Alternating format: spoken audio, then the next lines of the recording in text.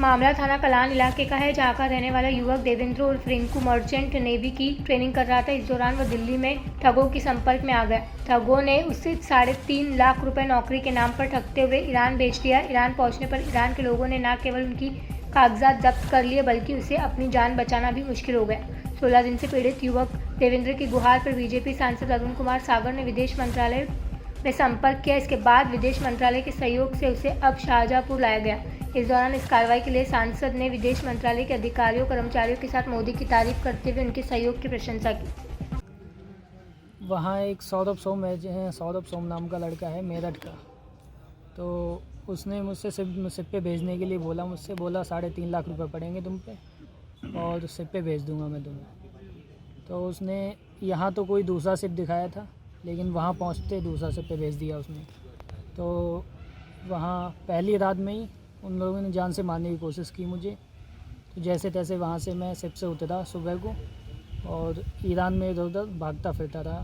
फिर घर पे कॉल किया मैंने, तो फिर घर से सांसद जी को कॉल किया, तो इन लोगों ने फिर मदद की, जैसे तैसे मुझे भारत में बुलाया वापस।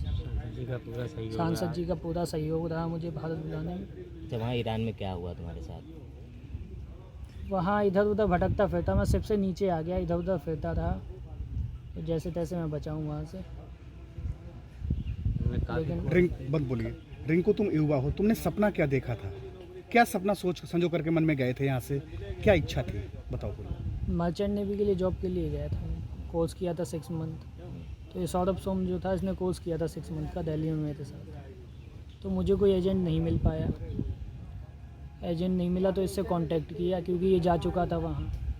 तो इसने बोला अभी तो सेलिंग पे हूँ मैं, आ जाऊँगा, जब वेट कर लो, आ जाऊँगा जब मैं बताऊँगा। तो फिर जब ये आया तो इसने बोला पूरा सेटलमेंट कर लिया था एजेंट से पहले ही। तो ये आया, फिर इसने बोला कि 3.5 लाख रुपए पड़ेंगे, मैंने सेटलमेंट कर लिया है सारा।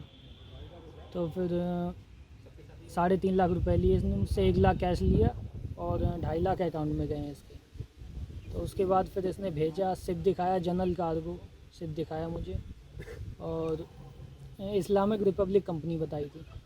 लेकिन टिकट वगैरह करवा के इसने ईरान भेजा मुझे, लेकिन वो सिप नहीं मिला मुझे, ना वो कंपनी थी, टग बोट पे भेज दिया इसने। तो वहाँ हाँ, तो वहाँ उन लोगों ने पहली रात को ही जान लेने की कोशिश की मेरी, पता नहीं क्यों। तो जैसे तैसे मैं सुबह को फिर सिप से नीचे उतरा, पूरे ईरान में फिरता रहा इधर से उधर।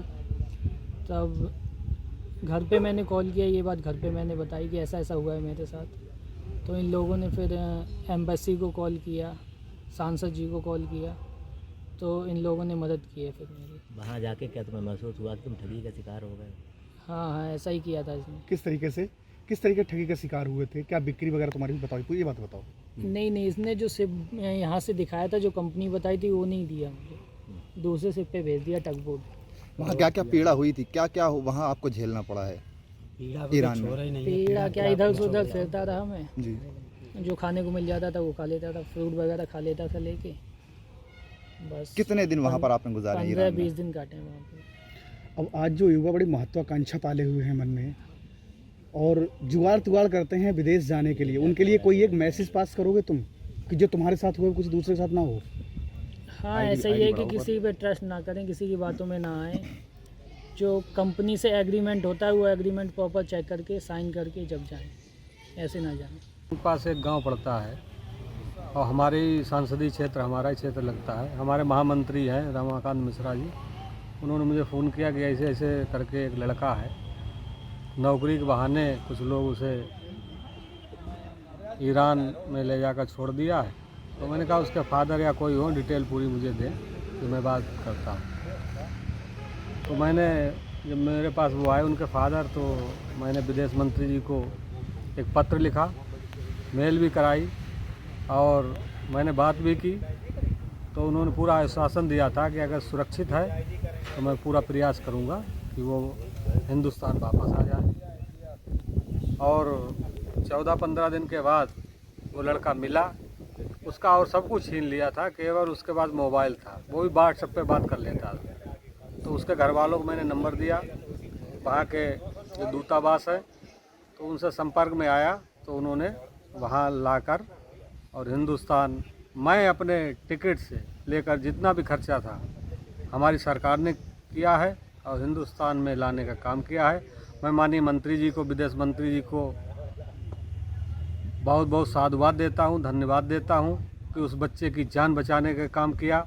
और मैं अपनी पूरी पार्लियामेंट की तरफ से मैं विदेश मंत्री जी का और देश के प्रधानमंत्री नरेंद्र भाई मोदी जी का आभार व्यक्त करना चाहता हूं कि ऐसे बच्चों को, जो उनका कोई जीवन नहीं था, वहाँ पर उनके कोई हादसा कर देता, जान से मार देता, कोई पूछने वाला नहीं था।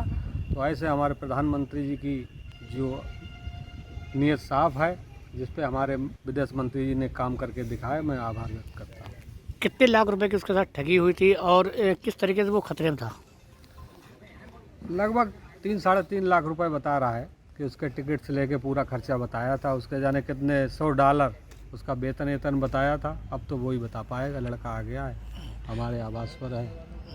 और सांसद जी, जो घटना हुई है वो जिन लोगों के द्वारा की गई, उनके लिए आप कोई कार्रवाई करेंगे? अगर जी लिख के देंगे तो मैं उच्च अधिकारियों से बात करूंगा। अगर कार्रवाई कराना चाहते हैं तो निश्चित होगी।